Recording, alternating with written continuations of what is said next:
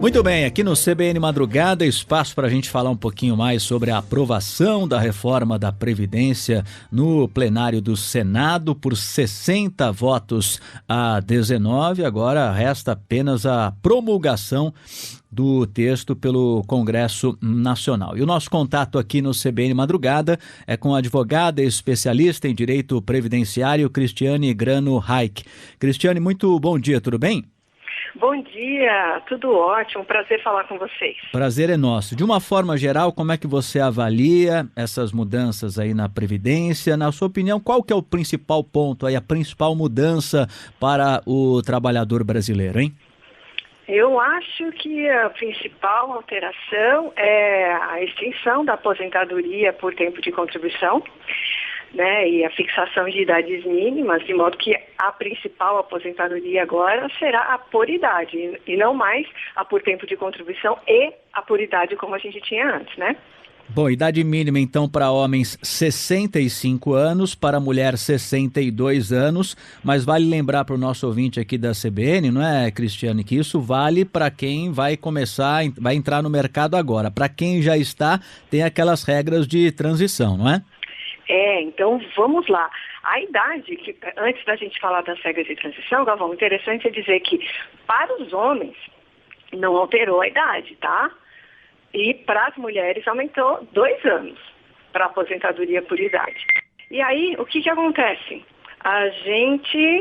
Para quem já está no sistema, a gente tem aí umas regras de transição. Então, para quem já está no sistema, vamos pensar, a pessoa ingressou no sistema contando com a possibilidade de se aposentar por idade ou por tempo de contribuição. E aí agora as regras alteraram no meio do jogo e não temos mais aposentadoria por tempo de contribuição. Em decorrência disso, não posso dizer que é direito adquirido. Não é direito adquirido quando a gente tem assim, a esperança, a expectativa de ter um direito lá no futuro. Não, direito adquirido é quando eu já cumpri todos os requisitos para ter determinado direito de acordo com a lei daquela época. Por isso é que é comum em direito previdenciário a gente ter as regras de transição. Então é assim, digamos que a pessoa está com uma perna numa lei e a outra perna em outra lei, a lei mais nova. Então, regras de transição. E aí foram colocadas várias regras de transição aqui, e é o grande conselho que fica para quem já está no sistema e principalmente pessoas que já têm um certo tempo de contribuição. Porque quem já está no sistema, mas tem lá 8 anos de contribuição, é pouquíssimo provável que vai se inserir aqui em alguma regra de transição.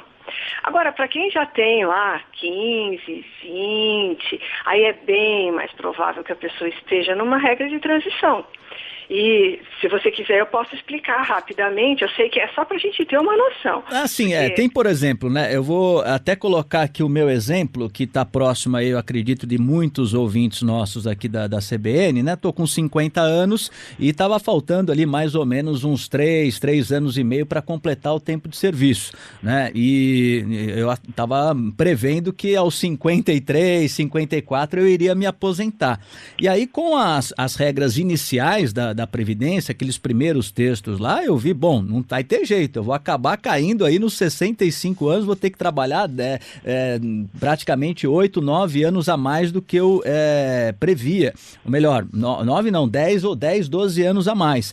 E aí veio essa última regra de transição que vai atingir o meu caso e eu acredito que muitos ouvintes também da CBN. Quem tem mais de 2 anos ainda, né, faltando mais de 2 anos, mas não chega a ser 10, 12 anos.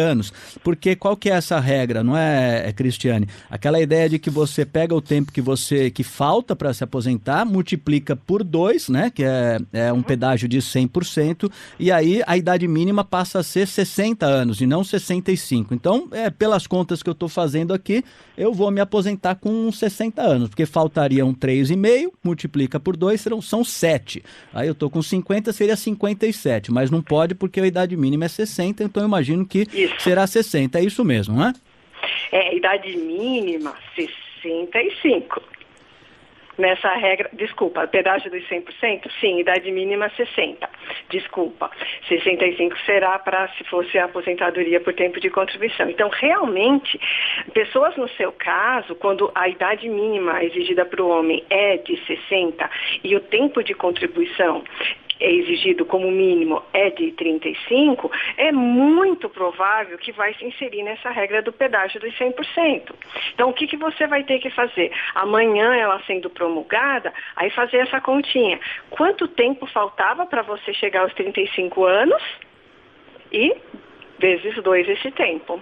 Certo. E tem outras regras de transição também, não é? Você já vai ter mais de 60 anos de idade? Ah, não terei. Então vai ter que esperar até 60 anos de idade. Certo. E aí tem uma outra regra de transição aí que envolve o tempo de contribuição mais a idade mínima, não é, Cristiane? Olha, ao todo, para homens, a gente pode dizer que são 4 regras de transição e para mulher, 5. Então, assim, se a gente puder enumerar, né, a mais fácil de entender. Quando falta 2 anos, na data de amanhã, que é a data que provavelmente vai ser promulgada, ou depois de amanhã, enfim, na data que essa PEC foi promulgada e daí não for mais uma PEC, for uma emenda à Constituição efetivamente. Sim. Se eu for mulher e faltar 2 anos para eu conseguir os 30 anos, ou seja, se estiver a 28, 29, né? E se eu for um homem, como o tempo mínimo é 35, se eu estiver a 33. Certo. E em diante. Essa regra, né, ela é a chamada a do pedágio dos 50%. Como é que funciona? Eu faço essa conta, bom, estou ali há 2 anos, o pedágio é igual a gente explicou no outro, igual você colocou. Quanto tempo faltava? Aí aqui é um pedágio de metade do tempo que faltava. Mas em compensação eu tenho que estar ali muito próximo de me aposentar, há 2 anos de conseguir os tempos mínimos, certo? Então, essa é uma regra. Qual é o agravante dessa regra aqui? E a gente sempre tem que prestar atenção, não apenas em quando eu vou poder me aposentar, mas no valor com o qual eu vou conseguir me aposentar. E a maioria das pessoas esquece essa parte e depois se arrepende para o resto da vida. Essa regra do pedágio dos 50%, que é quem está há 2 anos dos tempos mínimos, continua entrando no cálculo dela o fator previdenciário. Então você percebe, ela não exigiu idade, ela fala apenas de tempo de contribuição, de modo que essa pessoa ainda pode ser bastante jovem. Certo. Contudo, fator previdenciário. Certo. Que agora, todo Cristiane, mundo sabe que para a pessoa jovem ela leva o valor lá para baixo. Claro. Como você falou aí na questão do valor, acho importante também uma alteração que é bem importante, que é o fato de que agora, em vez de se levar em conta 80% aí do histórico de contribuições do trabalhador, pela nova legislação vai levar em consideração 100% do histórico.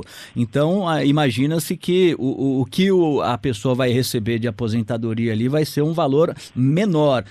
Tem como se fazer um cálculo aí, mais ou menos, qual vai ser o impacto, quantos por cento isso vai reduzir a aposentadoria do brasileiro a partir de agora, Cristiane? Não, é muito incerto você falar dessa maneira, depende muito do histórico de cada um. Né? Muito mesmo.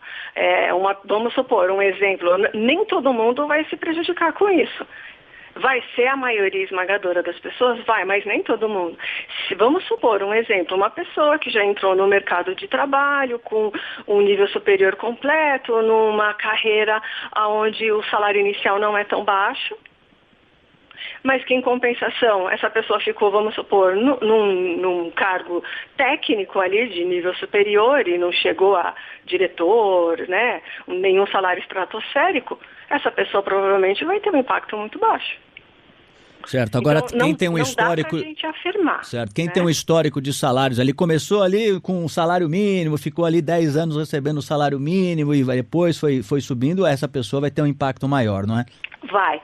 Tem uma maneira da pessoa se livrar um pouco de uma média ruim, né, de contribuições mensais ruins, mas exige um tempo de contribuição bastante elastecido. Então, como é que funciona? O que a regra nova fala? É exatamente aquilo que você disse. Não desprezo mais os 20% menores. Eu uso todo o histórico de meses aí. Tem uma limitação? Sim, existe uma limitação que já existia na legislação anterior, que é de julho de 94 até a data do requerimento do benefício. Tá? É uma limitação que já existia. O que aconteceu nessa data? É Plano Real, certo? Então, essa limitação já existia, continua existindo. A partir daí, o que o novo sistemática de cálculo das aposentadorias diz? Não é esse valor, esse 100% da média, né, que será o valor da sua aposentadoria. Não, a novidade vai além. A novidade diz que é assim, para os homens, o tempo de contribuição mínima para essa idade, né, aposentadoria por idade, para os homens é de 20 anos e para mulheres é de 15. De modo que você pega essa primeira parte da conta, essa média de 100%, aí para uma mulher, aos 15 anos, ela vai ter direito a uma aposentadoria a 60% desse valor. Certo. E para o homem, ele vai ter 60% desse valor aos 20 anos de contribuição. A partir daí, sobe 2% ao ano. E uma mulher vai ter direito a 100% dessa conta que a gente fez antes, aos 35 anos de contribuição. E o homem aos 40. Aí vem a novidade que a gente estava falando aqui no início. A partir desses tempos mínimos, máximos, né, por assim se dizer, Sim. 35 anos de contribuição mulher e 40 homem, os meses que excederem a esse limite aqui, eu posso aproveitar para descartar meses ruins do meu histórico. Ah, tá certo. Então, você entendeu? Agora, evidente, é uma quantidade grande, né? Ah, é. Quem tiver, por exemplo, vou voltar aqui para o meu caso, que é o exemplo que a gente está pegando aqui, né? Eu com 60 eu vou ter 41 anos de contribuição. Então vai ter um aninho aí que eu vou poder, né, descartar, de repente, de um salário mais baixo. É isso? Exatamente. Aí que cabe cada um fazer uma análise sua. Vá até o extrato previdenciário que fica disponível lá no site do INSS e observe, atente lá. Quais são os meus piores meses? Quantos são? Porque às vezes vale a pena, né? Porque, o que eu digo? É evidente que se a gente está se aposentando porque eu não tenho mais condições de trabalhar ou não estou conseguindo mais um trabalho formal ou um trabalho que seja, é uma situação. Mas o que a gente vê com relativa frequência é pessoas principalmente de classe média, se aposentarem e continuarem trabalhando. Muitas vezes até registrados, né? A nossa legislação não impede isso, não tem nada de ilegal nisso. Então agora é o momento da gente pensar se isso de fato é um bom negócio. Sim. Pelas regras antigas, Galvão, às vezes ficava o fator previdenciário e às vezes a conta era um pouco mais complicada, podia ficar difícil da gente enxergar isso. Agora, assim, a regra ficou um pouco mais fácil da gente enxergar e fazer essa análise, entendeu? Certo. De fazer realmente assim uma simulação do seu caso em particular e um planejamento previdenciário. Certo. A gente está conversando aqui no CBN Madrugada com a advogada Cristiane Grano Reich, especialista em direito previdenciário. Cristiane, em relação à pensão por morte, tem uma mudança importante também, né? A partir de agora, benefício de 50% do valor mais 10% por dependente, não é? Exatamente. Então, diferente do que a gente via antes, né? Pode ser que a família não receba mais 100% da pensão do falecido. Então, é bem do jeito que você falou. Tem um percentual inicial que é chamado de cota familiar, que é de 50%. Aí, mais 10% por dependente. O que acontece? Então, se só tem um dependente, 60%. Se for só, vamos dizer, o viúvo ou a viúva é 60%. Se tiver a viúva e um filho, por exemplo, seria 70%, é isso? Exatamente. Ou seja, só vai ter 100% do valor se forem 5 dependentes, né? Vamos supor, a viúva e 4 filhos, certo, digamos assim, né? Certo. Tem mudança importante também aí na alíquota de contribuições, não é, Cristiane? Tem sim. Assim, não só a alíquota, como a maneira da gente enquadrar a nossa remuneração dentro da tabela de alíquotas. Então, as alíquotas, ela começa com um percentual menor do que a gente via antes, né? Antes era 8, 9, 11. Agora começa com 7,5, vai até 14. Mas o que é, assim, além disso, um ponto muito interessante de alteração. Antes a gente fazia assim, pegava ali o total do que era o nosso, tecnicamente falando, é salário de contribuição. Certo. Porque nem tudo que a gente recebe é base de incidência, sofre incidência de contribuição previdenciária. Por exemplo, PLR, né? Participação em lucros e resultados. Isso, por exemplo, não incide. Hora extra incide, salário incide. Então, a primeira coisa que se faz é essa triagem. Quais as verbas, né, trabalhistas que sofrem incidência ou não. A partir daí, você pegava o total dessas verbas que sofrem incidência de contribuição previdenciária e via o total, se enquadrava em qual dessas 3 faixas. E tributava tudo ali. Agora não. Agora você pega a remuneração dessa pessoa e aí você vai observando cada faixa dessa nova tabela. Então, até determinado valor vai sofrer incidência de 7,5. A minha própria remuneração, que ultrapassar esse valor, cai na outra faixa, uma alíquota maior. A minha remuneração é alta, foi para uma terceira faixa. Aquela parte que foi para a terceira faixa, uma outra alíquota. É como acontece com o imposto de renda, não é? Exatamente. Exatamente, ficou muito parecida, né, com a tabela do imposto de renda. Então, de um modo geral, o que a gente vê isso?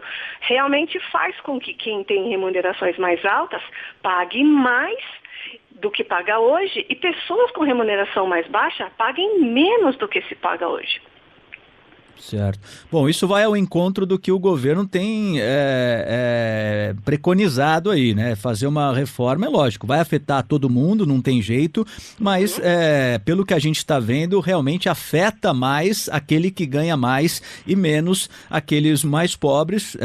O BPC, por exemplo, que havia a intenção aí de se alterar, não foi alterado. Trabalhadores rurais também não foi alterado, permaneceu aí com a idade mínima de 60 anos para homens, 55 para mulher. Então a gente acredita aqui que, de uma forma geral, a reforma da Previdência ela tem esse impacto maior mesmo para quem recebe mais e principalmente os funcionários públicos, não é, Cristiane? É verdade. E o abono salarial também, né? Foi excluído aí, mas mesmo no Senado, né? Que também cobre uma faixa mais baixa de remuneração. Também foi havia excluído. Uma expectativa aí de mudança para receber o abono somente quem tinha renda até 1.364, mas isso foi retirado e permanece então a regra de quem recebe até 2 salários mínimos, cerca de R$2.000, vai continuar recebendo o abono salarial, exatamente. Exatamente. E como você disse, né? A gente já vê um movimento na legislação trabalhista há alguns anos, no sentido de trazer cada vez mais as regras do funcionalismo público mais próximas das regras do trabalhador do regime geral, que são os da iniciativa privada do modo geral. Mas, assim, agora a gente vê, né, me parece que a gente subiu mais uns degraus rumo a esse objetivo. Claro, tem gente que tem servidor público que ainda está gozando daqueles benefícios da legislação antiga. Sim, ainda teremos. Isso é fato, né? Então, numa hora para outra não dá para você tirar lá o benefício de quem já tinha ou quem já estava naquela situação. Mas, do modo geral, a legislação ela está muito mais parelha, muito mais similar do que se via antes. Eu considero que isso realmente foi um grande avanço. E até tem outras coisas interessantes, né? Muito se falava no começo das discussões sobre a necessidade ou não da reforma da Previdência, né?